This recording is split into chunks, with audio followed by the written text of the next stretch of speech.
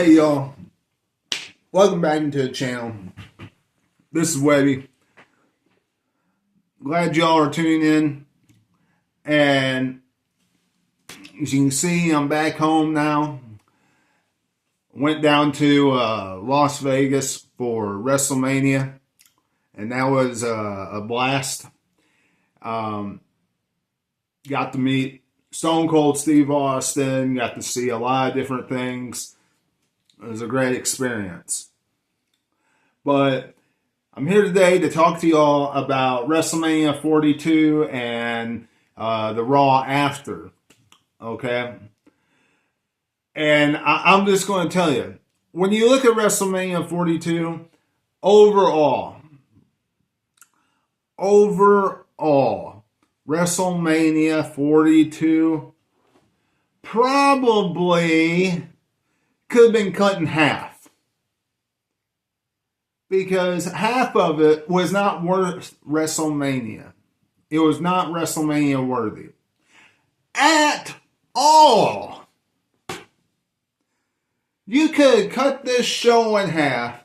You could have cut half the matches out of it and made one night of WrestleMania, and we would not have been disappointed with the show as much as it came off as this past weekend. Because when you think about it, a lot of that was just a bunch of filler. How it came off. Looked great on paper. And what they delivered was, on Saturday, a Raw or a SmackDown.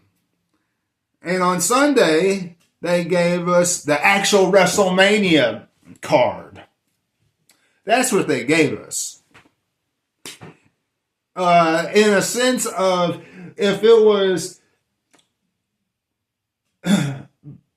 the old school ways back in the late 90s, early 2000s, Saturday was Sunday Night Heat and WrestleMania was Sunday night show.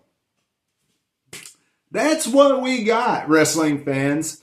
I hate to break it to you, but that was WrestleMania 42 in a nutshell. I mean, because Obafemi and Brock Lesnar and Roman Reigns and CM Punk on Sunday, great matches. We had Finn Balor coming out as the Demon versus Dominic Mysterio, which was a good contest. Jade Cargill and we had Jade Cargill and Rhea Ripley having a good contest. Io Sky didn't have a match, but at least she got some TV time and got involved in the match and helped Rhea Ripley get the victory. Definitely going to continue the whole feud, setting up for a match with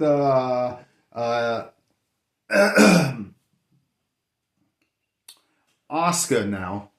She can get off this Jade Cargill thing, helping Rhea Ripley. So all this stuff that happened on WrestleMania Night 2, and then we had WrestleMania Night 1.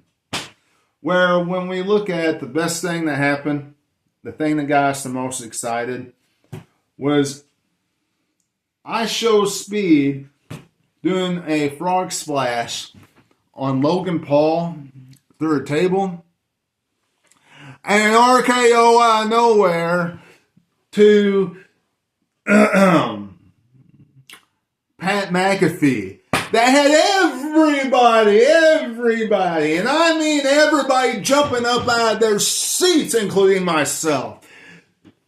Because not a single person wanted Pat McAfee a part of the WWE Championship matchup.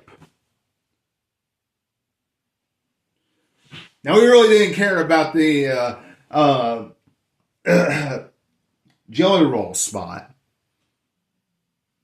If it came off that a bunch of people cared, we did, but we didn't. Okay? At least in the arena. But I can tell you this. Most definitely, if you looked at the parts where people cared and the parts where people didn't, they could have cut this show to one night, put the matches on that actually belonged on a WrestleMania, and you know what? WrestleMania would have been one night this year. One night. But WWE has to have everybody on the show every single year. Right? Every single year.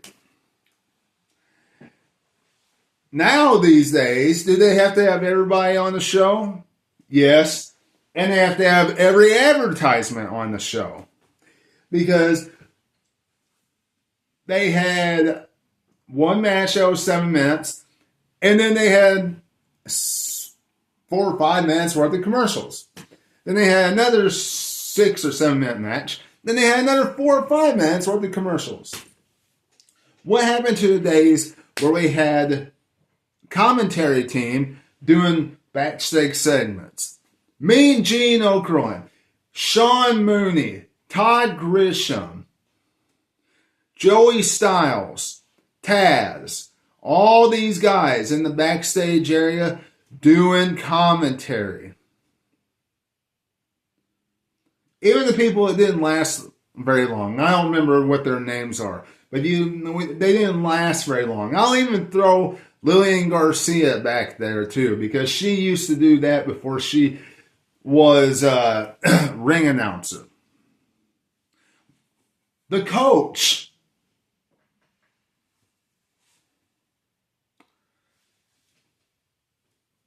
Do an interview, and then they go to the ring.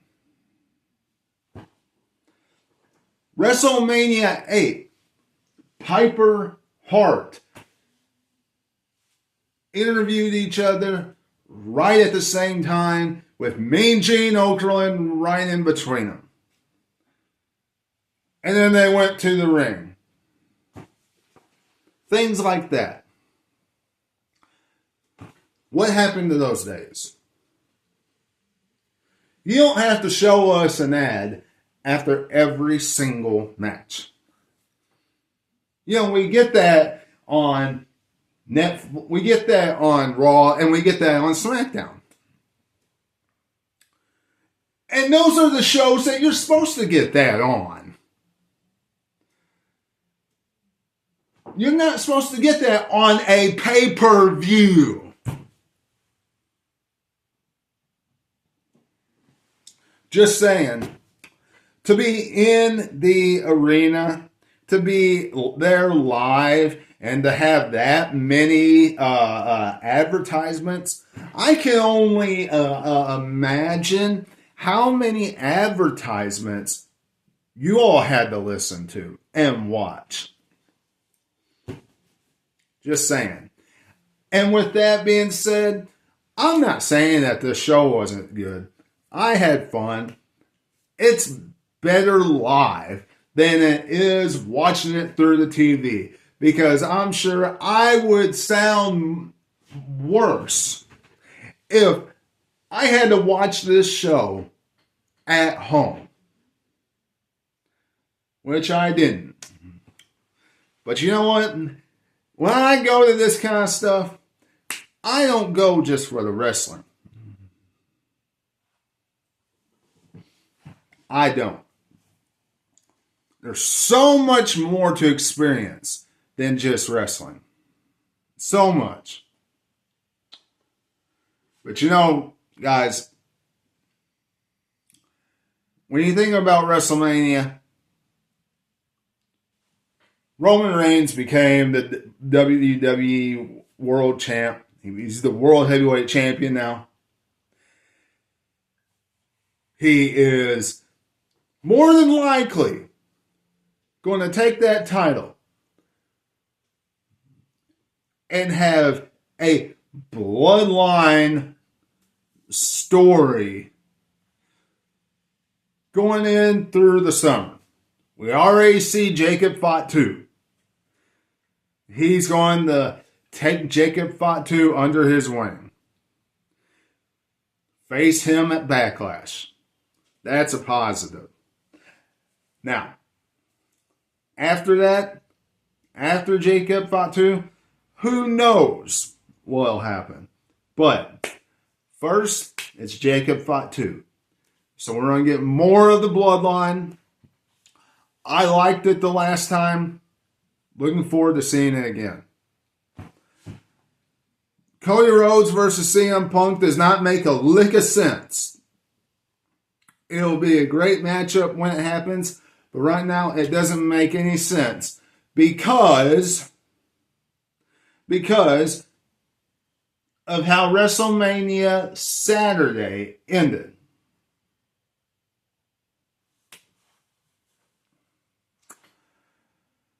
And as far as Brock Lesnar is concerned, the Beast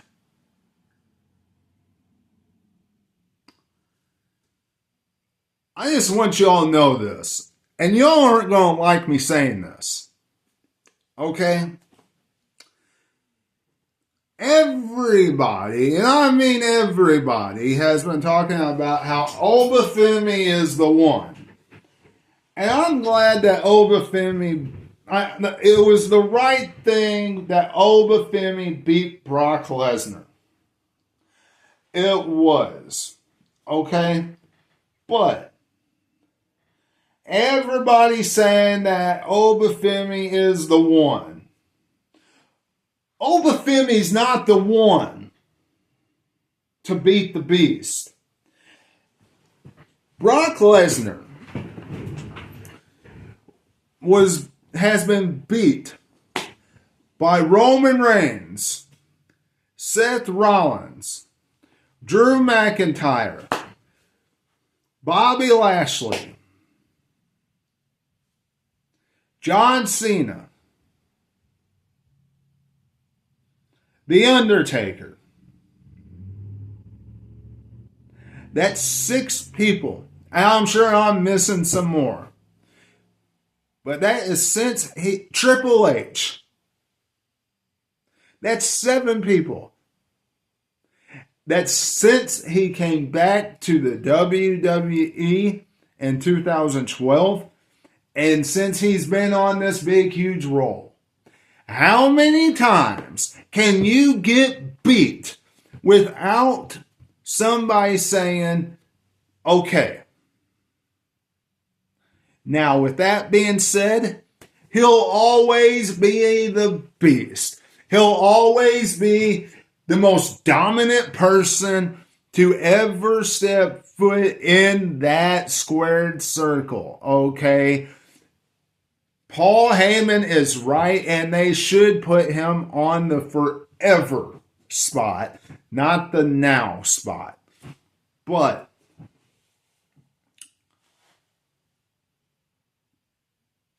Obafemi's not the one.